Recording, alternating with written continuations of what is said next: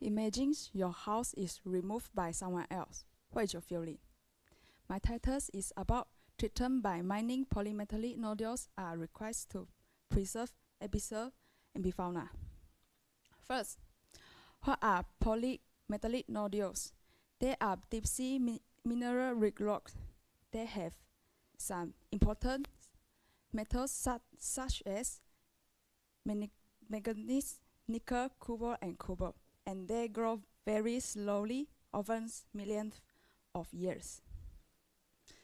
We can find them in the Pacific Ocean and Indian Ocean on soft sediment of deep-sea floor plains. Nodules are important because they have economic values. When global economy and political, more countries want to develop deep-sea mining for resource and economic growth. And this study will focus on Korean capital zones. That has a big problems, deep-sea mining. We have limited understanding for deep-sea biodiversity, but large ocean areas are planned for mining. Development is fast than scientific understanding. Deep-sea mining will destroy habitat, reduce the number of animals, and also make sediment spread in the water. Now, we look at this. We introduce what is ISA. Can Sarah read the full name of ISA?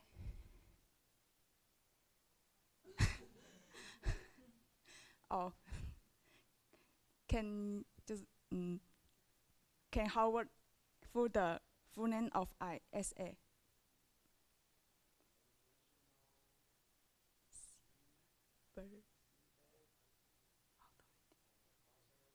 Yes, thanks, Howard.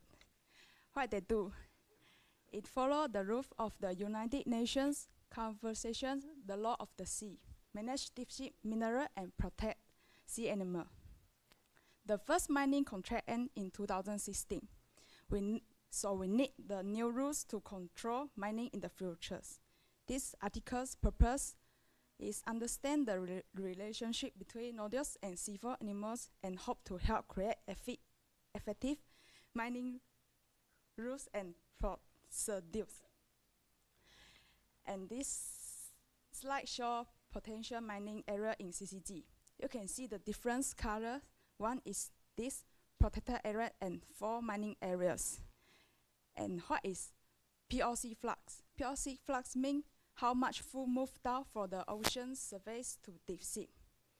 So have the high POC flux means more food, and deep sea animals need this food to live. In this slide, the red color is have high POC flux, and the blue is less. And you can see the white circle is ROV, K6000 in survey location, and they can take video in 1000 ATP. From data collections, the resources performs 17 standardized video transit. The ROV keep a speed about 0.2 ms at 1 meter above the seafloor.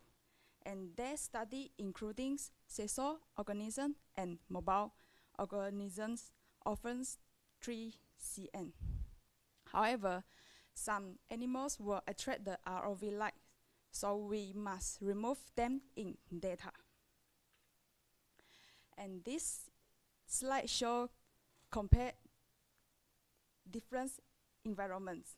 First is high nodules areas and low nodules areas. High nodules areas means more 50% covered by nodules in deep sea, while less nodules areas means less than 1%.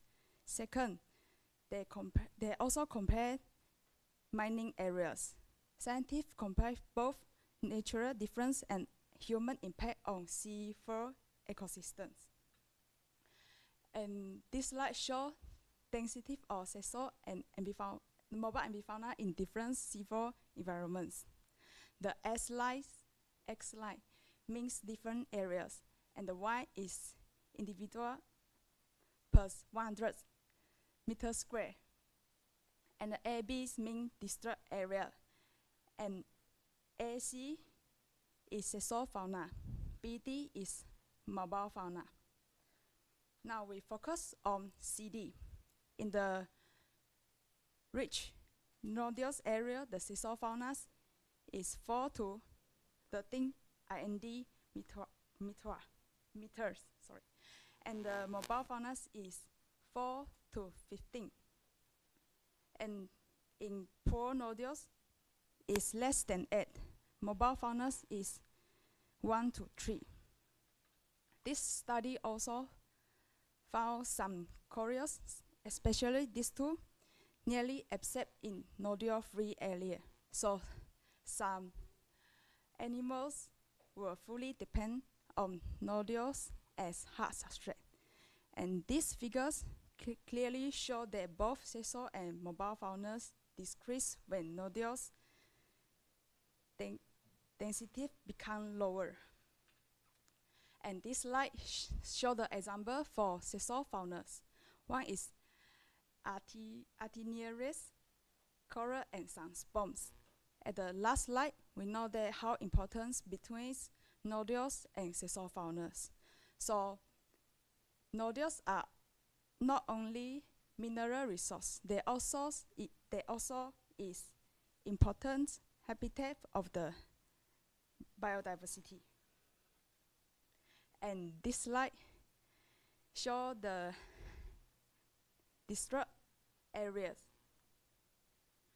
For example, in this area, influence with nodule risk, even after 37 years, the sessile fauna decreased from 24 to 3.6, and mobile fauna left only 1. That means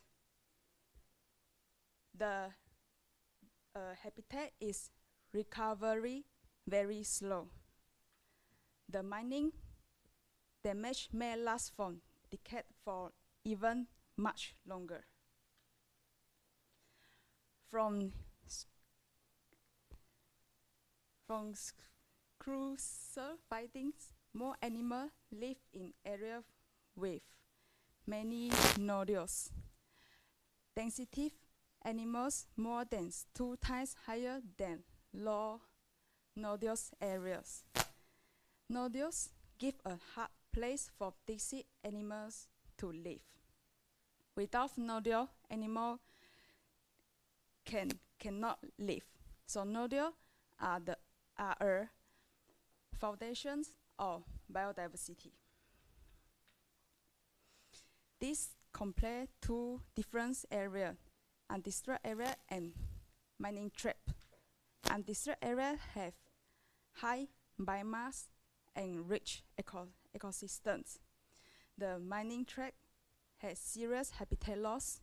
Even after many years, the ecosystem have not fully recovered. That need take millions of terms to grow. For environment management, we need reasonable protections. With some areas with low productivity have low biodiversity, they may not represent mining areas. The scientists also suggest preservation reference zones must set in each licensed area with high nodules density that can protect biodiversity better. At the last, mining maybe have winner and loser. The winner get economy benefits such as resources extractions, economic growth, and industry development. The loser are nodules dependent ecosystems. They lose their habitat, biodiversity, and need long time to cover.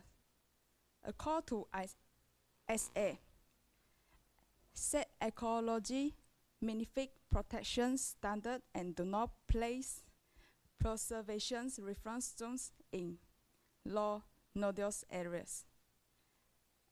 And this is all for me. Thanks for your listen.